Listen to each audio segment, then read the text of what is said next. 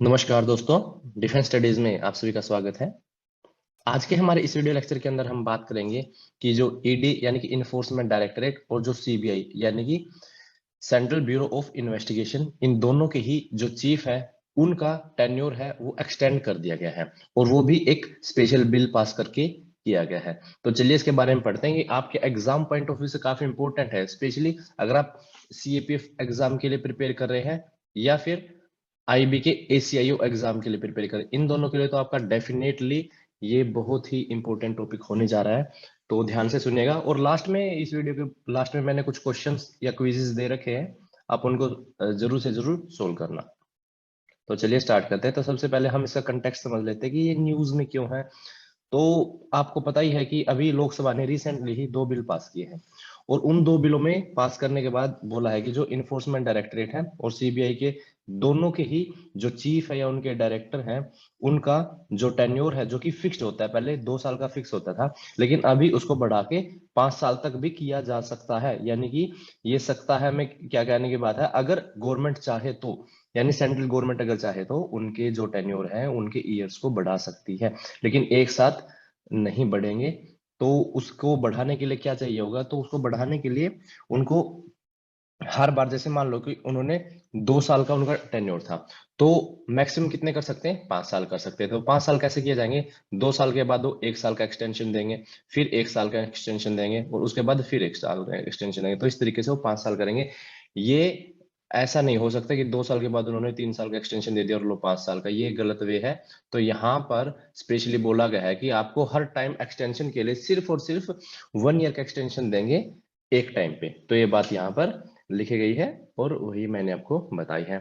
अब लॉ के अंदर अमेंडमेंट क्या डाली है, अब मान लो कि पहले यार पहले क्या क्या चीजें थी, क्या क्या अमेंडमेंट ऑलरेडी हो चुके हैं इन डायरेक्टर्स के बारे में या फिर किस तरीके से इनके टेन्योर को रेगुलेट किया जाए उसके बारे में। तो सबसे पहले क्या है कि जो सीबीआई का डायरेक्टरेट है, तो सीबीआई के जो डायरेक्टर हैं वो अपनी जो पावर्स है वो कहाँ से लेते हैं, Delhi special police establishment act 1946, तो ये यहाँ से अपनी पावर को लेते हैं। वहीं पे जो ईडी है, ईडी यानी कि इन्फोर्समेंट डायरेक्टरेट, वो अपने जो अमेंडमेंट की जो पावर्स है वो कहाँ से लेते हैं, सेंट्रल विजिलेंस कमीशन एक्ट 2003 के अंदर। तो ये दोनों के ही पावर जो सोर्सेज हैं वो डिफरेंट डिफरेंट है। उसके बाद हम बात करते हैं सीबीआई के बारे में। तो सी एक्चुअली क्या है कि जो आपका क्वेश्चन आएगा ना, वो सीबीआई के ऊपर बहुत ज्यादा चांसेस आने के।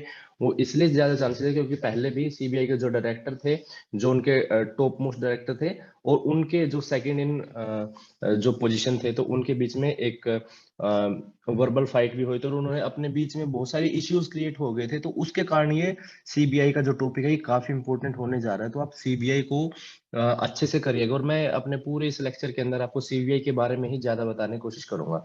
तो चलिए हम इसके ओरिजिन के बारे में पढ़ लेते हैं कि ओरिजिन कहाँ से हुआ। तो ओरिजिन इसका कहाँ से हुआ, 1941 के अंदर जब वर्ल्ड वॉर 2 चल रहा था इंडिया के अंदर, तो उस टाइम पे जो ब्रिटिशर्स थे उन्होंने सोचा है किसी तरीके से हम यहाँ पे जो ब्राइबरी और करप्शन के जो केसेस है विद इन डिपार्टमेंट है, तो उनको किस तरीके से कर्ब करें।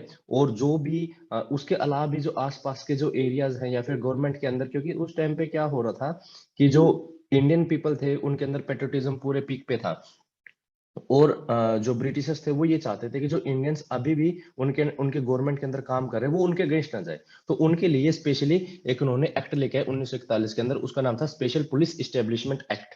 तो ये उन्होंने लेके आए और वहीं से हम मानते हैं कि सीबीआई का जो ओरिजिन हुआ है असली में, वो वहीं से ही हुआ है। उसके बाद क्या हुआ, फिर जो ये सारे केसेस हैं, जैसे वर्ल्ड वॉर 2 खत्म हुआ, उसके बाद फिर एक एक्ट आया, उसका नाम था Delhi special police establishment act 1946। दोस्तों ये बहुत ही ज्यादा इंपॉर्टेंट है, इसको आप एक बार नोट डाउन जरूर कीजिएगा।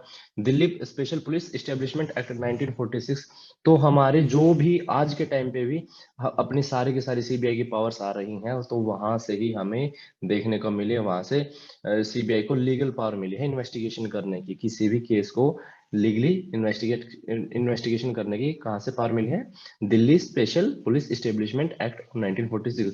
कई लोग ये बोल देंगे कि सर ये तो हमारे आजादी से पहले का टाइम का है, तो इस वजह ये कैसे चल रहा है। तो आपने देखा होगा इंडियन पीनल कोड भी इसी तरीके से बहुत ही पुराना है, बट अभी भी उसके सारे जो रूल्स और प्रोसीजर हैं वो हमारे अभी भी फॉलो होते हैं। उनमें क्या किया जाता है, टाइम टू टाइम इनमें अमेंडमेंट्स डाली जाती हैं ताकि अपने जो आज के टाइम की जो सिचुएशन है उसको टैकल किया जाए। तो इसी तरीके से इस एक्ट के अंदर भी बहुत सारी अमेंडमेंट डाली गई हैं और अभी भी लोकसभा के अंदर इन्हीं एक्ट के अंदर थोड़ी थोड़ी अमेंडमेंट डाल दी जाती हैं, जिसकी वजह से हम आज के टाइम के रूल्स को भी फॉलो कर सकते हैं और पिछले टाइम के भी रूल को फॉलो कर सकते हैं। तो CBI is not a statutory body. तो सीबीआई क्या है? एक स्टैट्यूटरी बॉडी नहीं है। स्टैट्यूटरी बॉडी का मतलब क्या है कि इसको किसी भी पार्लियामेंट के एक्ट के द्वारा नहीं पास किया गया, मतलब स्पेशली पावर वहां से नहीं दी गई, इसको अलग एक्ट के थ्रू दी गई है। बट एज इन सीबीआई का वहां पे कोई वजूद नहीं दे रखा है। सीबीआई को किसी तरीके से नहीं बनाया। सीबीआई एक गवर्नमेंट ने अपने जो रेगुलेशंस देते हैं उनके अकॉर्डिंगली इसको बना रखा है। एज इन ना ही तो इसको कॉन्स्टिट्यूशन में इसको जगह मिली है, ना ही इसको किसी स्टैट्यूटरी लॉ में जगह मिली है। ठीक है दोस्तों, तो ये बात थी, ये बहुत इंपॉर्टेंट बात है कि सीबीआई एक स्टैट्यूटरी बॉडी नहीं है। अब ये हम बात करेंगे ये कौन कौन से केसेस अपने तरीके से इन्वेस्टिगेट कर सकती है। तो उसमें क्या क्या आ गए? Economic crimes, special crimes, cases और करप्शन और अदर हाई प्रोफाइल केसेस। जैसे कि अभी रिसेंटली में क्या था, जैसे सुशांत शर्मा का केस था, तो वो वाला केस था, सुशांत राजपूत, सॉरी।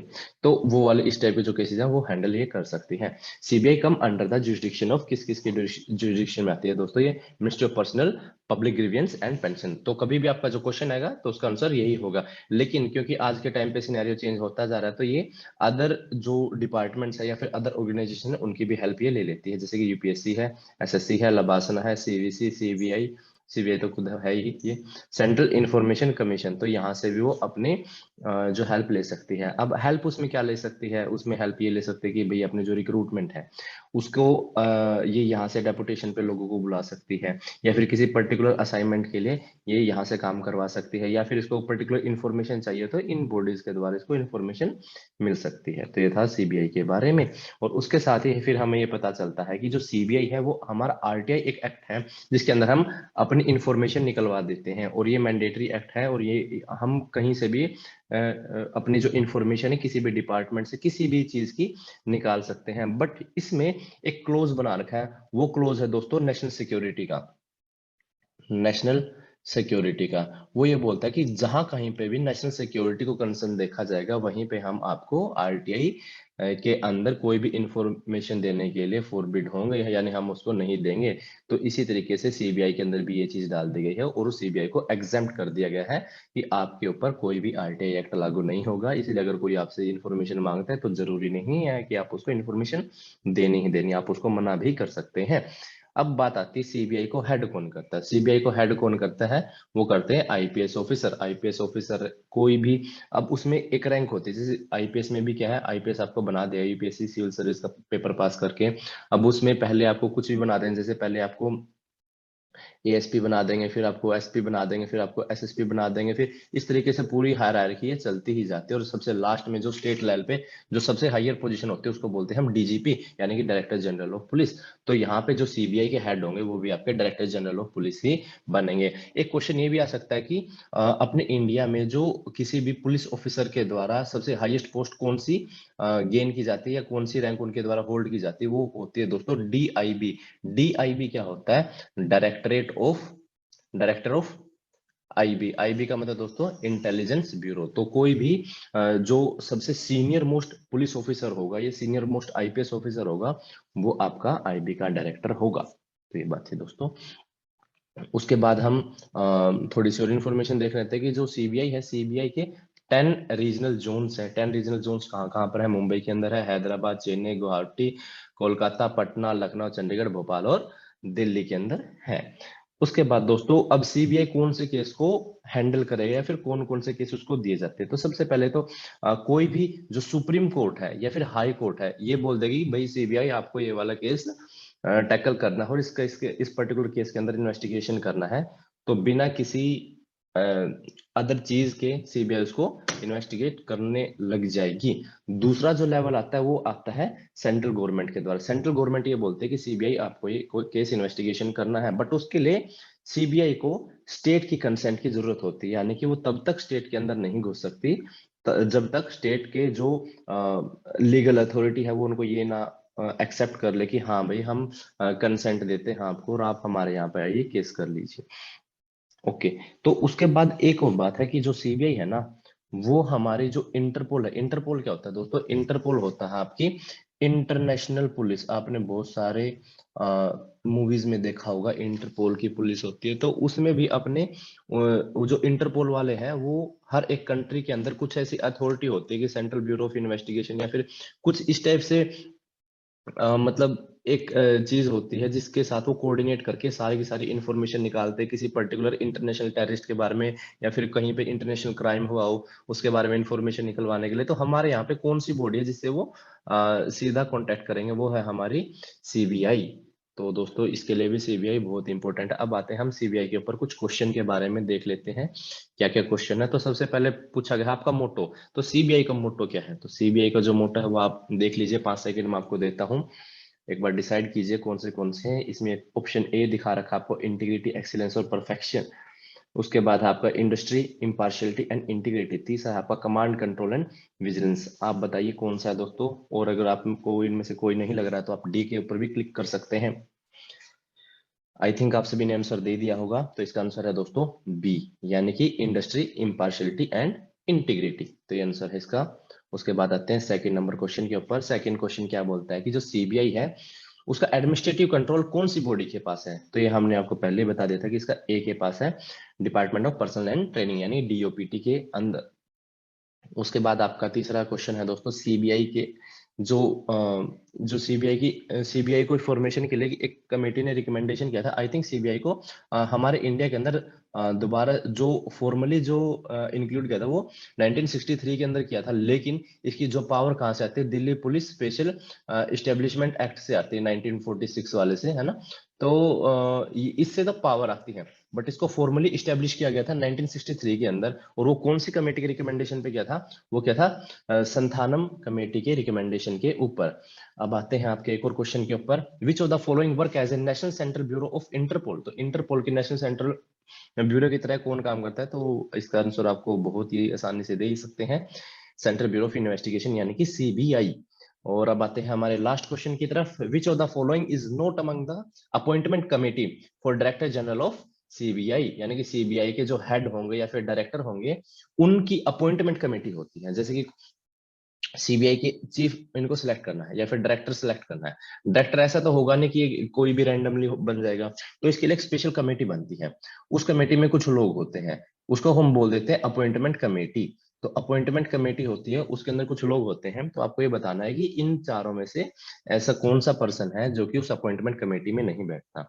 तो दोस्तों इसका जो सही आंसर है वो है बी, यानी कि जो अपॉइंटमेंट कमेटी है ना, वहां 3 लोग डिसाइड करते हैं। 3 लोग कौन कौन से? एक तो हमारे प्रधानमंत्री जी, यानी कि नरेंद्र मोदी हो गए आज के टाइम पे अगर बात करें तो दूसरे कौन होंगे? हमारे chief justice of India. Chief justice of India होंगे, या फिर कोई भी ऐसा सुप्रीम कोर्ट का जज होगा जो सुप्रीम कोर्ट से बिलोंग करता होगा और जो सीनियर मोस्ट होगा, तो या फिर वो अपना खुद बताएगा कि हाँ भाई ये जज है, मेरे बिहाफ पे इस अपॉइंटमेंट कमेटी पे ये वाले सुप्रीम कोर्ट के जज जाएंगे, ठीक है। तो ऐसा होता है, but most of the cases में हमारे सीजीआई ही जाते हैं। और जो तीसरे हैं आपके वहां पे हो गए लीडर ऑफ अपोजिशन, जिसको हम एलपीपी बोल सकते हैं। तो लीडर ऑफ अपोजिशन है वो हमारे जा सकते हैं। तो इसका, लेकिन हमने इसमें क्वेश्चन में क्या पूछा है? नोट पूछा है कि कौन से कमेटी में नहीं बैठते, तो वो है हमारे speaker of Lok Sabha. Speaker of Lok Sabha इस अपॉइंटमेंट कमेटी के अंदर नहीं बैठते। दोस्तों आज की हमारी इस वीडियो के अंदर इतना ही। और अगर आप हमारे चैनल के ऊपर नए हैं तो आप चैनल को सब्सक्राइब कर लीजिए। और हमारे चैनल के ऊपर क्या है कि आपको अलग अलग तरीके की वीडियो देखने को मिलेगी। सबसे पहले तो हमारे यहाँ पे पेपर 2 के लिए फ्री वीडियो लेक्चर्स अवेलेबल है, जिसके अंदर हमने प्रीवियस ईयर क्वेश्चन का एनालाइज किया है और हमने बताया किस तरीके से आप एसए को देख सकते हैं, एनालाइज कर सकते हैं, क्या उसमें गलतियां हो सकती है, क्या उसमें पॉसिबल स्ट्रक्चर्स हैं, ये सभी के बारे में हमने एक पर्टिकुलर सीरीज बना रखी है। उसके बाद जो दोस्तों पेपर 2 के अंदर ही इंग्लिश ग्रामर का जो पोर्शन है, इंग्लिश ग्रामर का जो पोर्शन है उसके बारे में भी हमने आपके प्रीवियस ईयर क्वेश्चन को एनालाइज किया है। साथ में ही हमने जो सीएपीएफ के ही यानी हम ये बात करें paper 2 of CAPF AC, AC यानी असिस्टेंट कमांडेंट, तो उसके पेपर के बारे में हमने बता रखा है। उसके पेपर 1 के बारे में भी हमने कुछ वीडियो लेक्चर्स प्रिपेयर किए हैं। साथ में दोस्तों अगर आप सीडीएस के लिए प्रिपेयर करना चाहते हैं तो सीडीएस के लिए भी आप यहाँ पर आ सकते हैं। एफकेट के लिए भी हमारे पास जो फैकल्टी अवेलेबल है वो सारे के सारे वेल क्वालिफाइड है, उन्होंने मल्टीपल टाइम इन एग्जाम्स को क्वालिफाई किया है। एटलीस्ट उनको रिटर्न एग्जाम पे बहुत ही ज्यादा होल्ड है उनका सभी का। तो ये सभी है। उसके अलावा दोस्तों क्या है कि अगर आपको किसी भी चीज के रिलेटेड कोई भी क्वेरी है तो आप कमेंट सेक्शन में पूछ सकते हैं। आपकी सभी क्वेरीज का आंसर इमीडिएटली ही दिया जाएगा। और आपको अगर हमारे से रिलेटेड कोई भी अदर हेल्प चाहिए तो उसके लिए हमने जो टेलीग्राम है, टेलीग्राम के ऊपर एक चैनल बना रखा है डिफेंस स्टडीज नाम से, DEFENSESTUDIES, डिफेंस स्टडीज नाम से चैनल बना रखा है दोस्तों। आप वहां पे जाके हमें ज्वाइन कर सकते हैं। हमने एंड्रॉयड के ऊपर भी एक एप्लीकेशन बना रखी है सेम ही नेम से, डिफेंस स्टडीज नाम से। तो आप वहां पे भी उसको सर्च कर सकते हैं और हमारे जो फ्री कोर्सेज हैं उनको वहां से अवेल कर सकते हैं। तो दोस्तों आज की इस वीडियो के अंदर इतना ही। जय हिंद, वंदे भारत।